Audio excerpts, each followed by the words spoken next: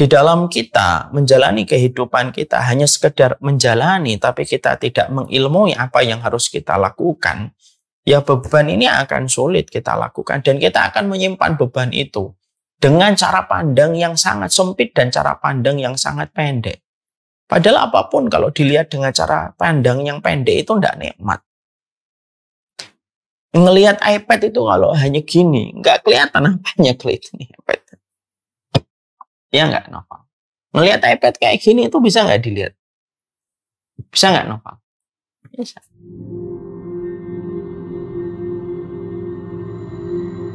Ini sama dalam persoalan kita berumah tangga.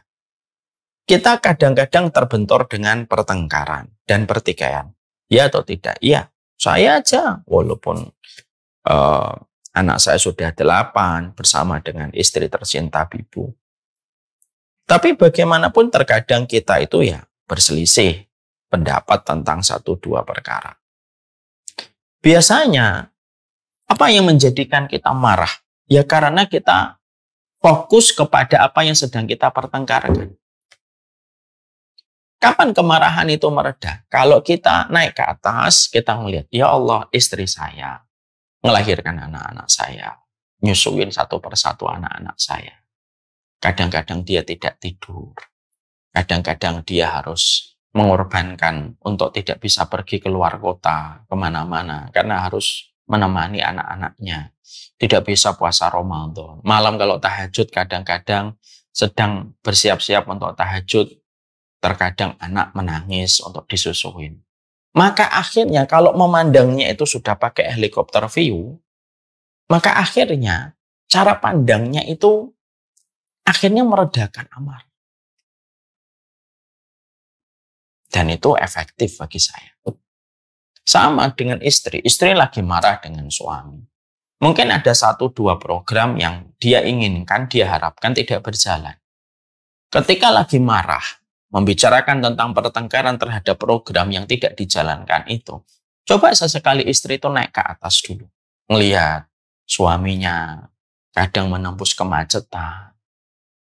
Ya, terkadang mereka harus berjibaku di waktu malam, ngantuk, dia pulang. Terkadang di suasana kantor dia mendapatkan kemarahan-kemarahan yang harus diterima. Yang dia ingin sekali untuk keluar dan resign dari kantornya. Setiap akan mengambil keputusan resign, maka setiap itu yang terbayang wajah istrinya. Kalaulah seorang istri melihat perjuangan seorang laki-laki, walaupun tetap dia membawa kekurangan, tapi dilihatnya itu dengan eagle view, jadinya enak. Anak yang terluka dengan luka pengasuhan, coba deh jujur. Jangan hanya melihat pada saat kamu dikecewakan. Coba deh kamu melihat ketika orang tuamu berjibaku. Orang tua kita menyembunyikan setiap masalah-masalah yang mereka jumpai. Orang tua itu banyak. Orang tua kita itu yang tidak pandai menceritakan masalah kepada anak. Bapak saya aja, Masya Allah ya. Beliau punya utang. Tapi tidak pernah cerita ke saya. Utangnya nggak terlalu besar. Cuma 3 jutaan. Tapi tidak pernah cerita kepada saya gitu. Ya. Sampai akhirnya beliau membayar sendiri setelah beliau merasa memiliki harta. Walaupun pada saat itu beliau ngomong ke saya pun juga pasti saya akan bantu dan alhamdulillah uang segitu pun saya bisa untuk. Tapi beliau saat itu bayar sendiri sampai ngomong, Pak, ngapunten, kok harta semonten Bapak mboten nyuwun kalih kula. Ya Bapak saya cuma megang kepala. Ya apa-apa nak, enggak semua harus diceritakan ke anak. Enggak semua diceritain harus ke anak-anak gitu. Yang namanya seorang bapak itu enggak semuanya harus cerita ke anak. Ya kalau masih bisa diselesaikan sendiri, diselesaikan sendiri. Itu orang tua kita. Jadi kalau cara kita di dalam kita menjalani kehidupan kita hanya sekedar menjalani, tapi kita tidak mengilmui apa yang harus kita lakukan, ya beban ini akan sulit kita lakukan dan kita akan menyimpan beban itu dengan cara pandang yang sangat sempit dan cara pandang yang sangat pendek. Padahal apapun kalau dilihat dengan cara pandang yang pendek itu tidak nikmat. Ngelihat iPad itu kalau hanya gini, nggak kelihatan apanya kelihatan iPad. Ya nggak, Noval? Melihat iPad kayak gini itu bisa nggak dilihat? Bisa nggak, Noval? Bisa. Cara untuk menikmati iPad itu gimana? Letakkan jarak sekitar 50 cm dari dirimu, geser-geser apa yang kamu pengen lihat, kelihatan indah. Coba kamu lihatnya begini. Yang kelihatan apa? Yang kelihatan itu radiasinya. Oh, kan? Yang kelihatan cuma radiasinya aja. Semuanya itu tampak indah ketika kita melihat, ketika kita tahu dari mana kita memandang setiap masalah yang hadir pada kehidupan kita. Itulah Rasulullah Shallallahu Alaihi Wasallam.